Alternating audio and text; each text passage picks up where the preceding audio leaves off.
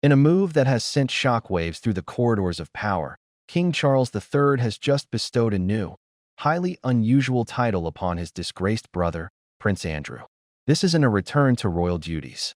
This is something far more strategic, and it comes as the palace is secretly considering a key, game-changing decision that will affect the entire future of the monarchy.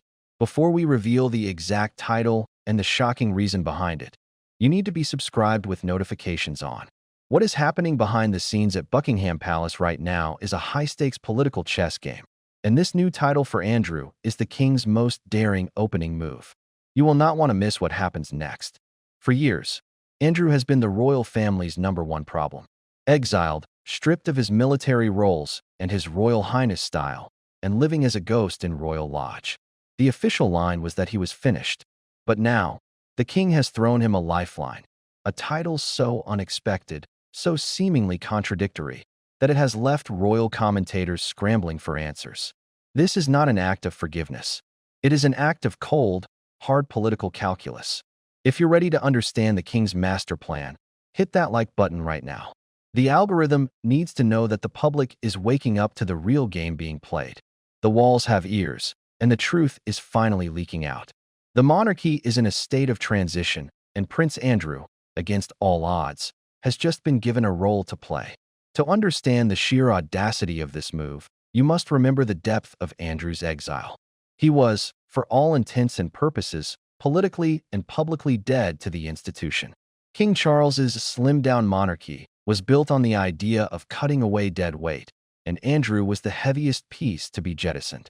His name became synonymous with scandal, a permanent stain on the Windsor brand. So why now? Why break the exile?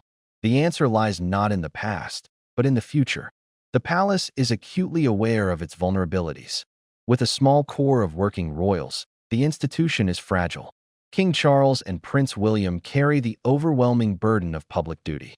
There is no room for error, no room for scandal. And it is in this environment of heightened risk that a new threat has emerged, forcing the king to make a deal with the devil he knows. And while this high-stakes drama unfolds, make sure you're sharing this video with one person who follows the royals. Everyone needs to see the shocking direction this is heading. The key the palace is considering is a radical restructuring of the royal finances and property portfolio, a move that directly involves Andrew's home, Royal Lodge, and his compliance is essential. The new title is the king's bargaining chip. So what is the title? Our sources within the royal household can confirm it is not a traditional noble title like a duke or an earl. It is a specific, functional, and highly unusual designation, custodian of Royal Lodge. On the surface, it sounds almost menial. A custodian is a keeper, a guardian. But in the context of royal property in this specific moment, it is a title loaded with meaning and strategic genius. It does not restore Andrew's military honors. It does not give him back his HRH. But what it does do is legally and publicly reaffirm his tie to the 30-room mansion he calls home, a property the king has reportedly been desperate to reclaim for the crown.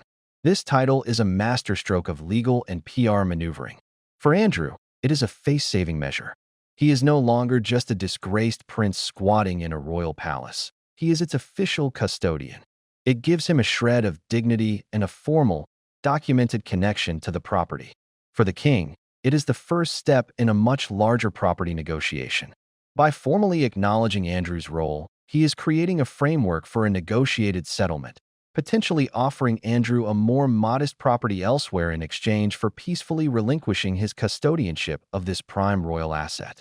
The title is the carrot. The key the palace is considering is the stick, the potential full-scale legal and financial pressure to force him out if he refuses the deal. The king is offering a dignified exit, and this new title is the first part of the offer. The implications are massive, and if you're starting to see the king's long game here, you need to be subscribed. We will be the first to break news of any property swap or financial settlement. This brings us to the key part of our story. The palace is not just thinking about Royal Lodge in isolation. They are considering a grand, consolidated property strategy. The goal is to create a modern, efficient, and cost-effective royal estate in Windsor. The ideal scenario, from the palace's perspective, is a Windsor campus.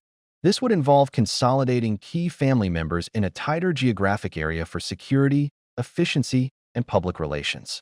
Securing Royal Lodge is the central piece of this puzzle.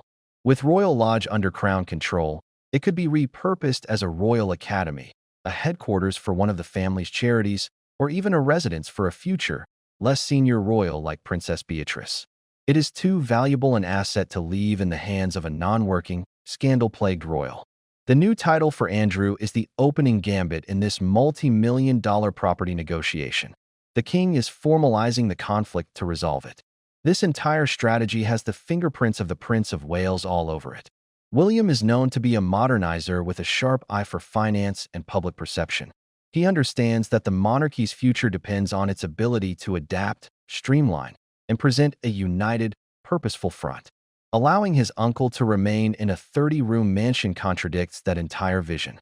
This new title is the first step in correcting that error. And if you support a modern, streamlined monarchy, hit that like button and share this video right now to show your support. The public's voice matters in these decisions.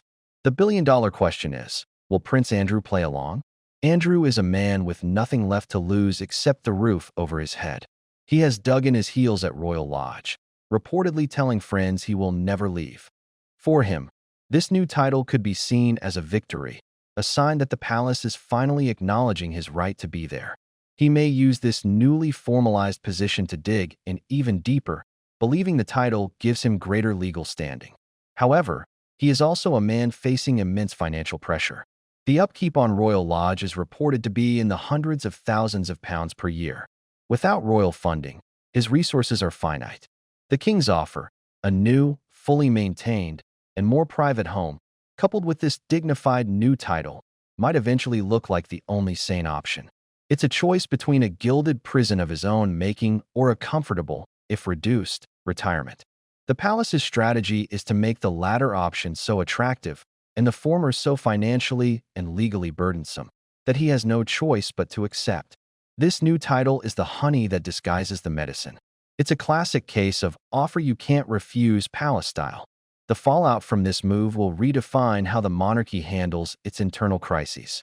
First, the end of silent exile. The never complain, never explain approach to Andrew has failed. He hasn't faded away. This new title shows the palace is adopting a more proactive, managerial approach to its problems. They are engaging with the problem, not just hiding it. Second, the asset manager monarch.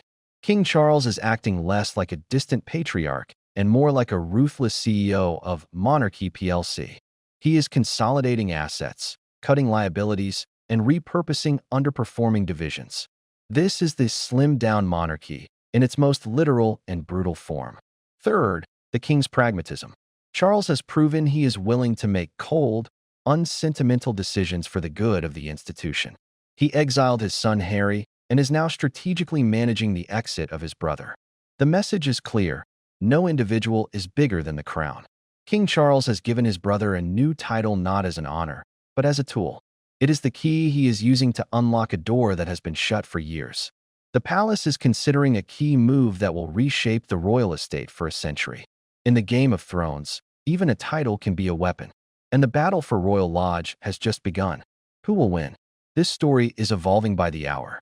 The negotiation between king and brother is the most fascinating royal story of the year, and we are committed to bringing you every detail. But we need your help. Your subscription allows us to keep our sources active. Your likes push this story to a wider audience. Your shares create a public record that cannot be ignored. So, do it now. Subscribe, like, and share this video immediately. The future of the royal estate is being decided, and you are witnessing it firsthand. The crown always finds a way. Stay tuned.